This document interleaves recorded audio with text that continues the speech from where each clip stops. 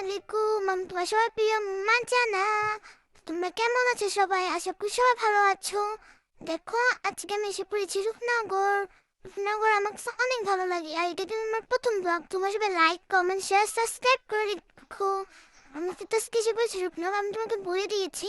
দেখো, আমার রূপনগর অনেক ভালো লাগে। রূপনগরের ভিউ এত সুন্দর, অনেক বাতাস, অনেক খোলামেলা। আমরা দুই বোন অনেক দুষ্টুমি করে জিজ্ঞেস করি, এই তো ছোট বোনে এন্ট্রি হয়ে গেল।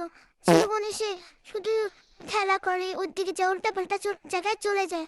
তো দেখো, আমার আপু সুন্দরভাবে ভিডিও নিচ্ছিল, তা আমরা তো চুপচাপ দাঁড়াতেই পারি না, আমরা তো টুর টুর করি, সারাদিন টুর টুর করি। পরে দেখো, আপু আমাদেরকে ধরে চুপচাপ দাঁড়া ফলে দিয়ে দো। পরে দেখো, আমি তোমাদেরকে বাপু দেখতে না, ছোট বোনটা আবার চলে গেল। ওই দেখো, তারপরে দেখো আপু আমাদেরকে আবার ভিডিও করছিল।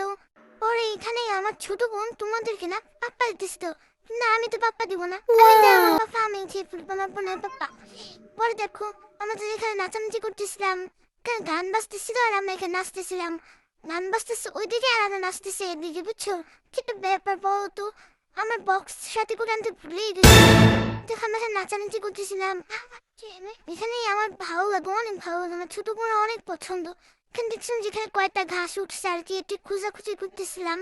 এদিকে আমার ছোট বোন আমার বড় আপুকে দুইটা বাদাম দিল, কিন্তু আমি দুইটা বাদাম আমার বড় আপু আবার আমাকে দিয়ে দিল। বলো তো, কিন্তু ব্যাপার। দেখো, আমাকে আবার ডাকতেছিলাম, আমি যে আবার লাথালাথি করতেছিলাম, বড় আপু আমাকে দিয়ে দিল। আমি আবার এই দুইটা বাদামই নিয়ে নিলাম। তবে আমি কক কক করে খেয়ে ফেললাম।